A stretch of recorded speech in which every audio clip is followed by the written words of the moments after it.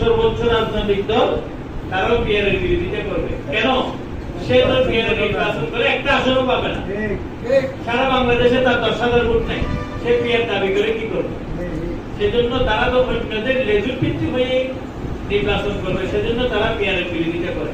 আরেকটা হলো, আমাদের সাথে এই পর্যন্ত বিশ্ব তখন ইসলামী আন্দোলনকে এই কথা বলছে যে আগামী নির্বাচনে আমরা ইসলামী দলগুলি জোটবদ্ধ হব, এটা বলে নাই।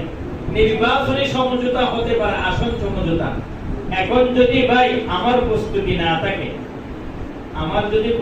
না থাকে, কেউ আমাকে গণায় ধরবে?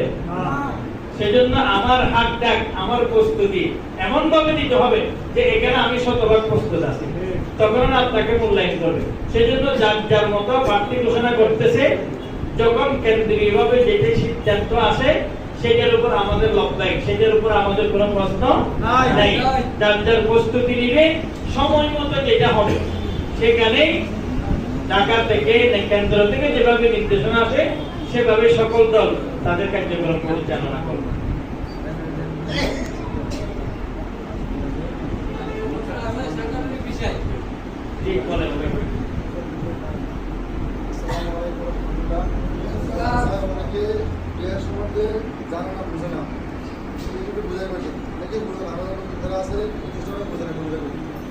এক কথায় পিয়ার, অনেকেই বলতেছে পিয়ার হলে আওয়াজ স্বৈরাচার আসবে, আওয়ামী লীগ প্রতিষ্ঠিত হবে।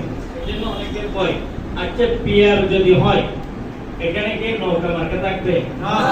তো নৌকা যদি না থাকে আওয়ামী লীগ কেমনে আসবে? জাতীয় পার্টি কেমনে আসবে? স্বৈরাচারের দূষণ। পিয়ার না হলে তারা আসবে।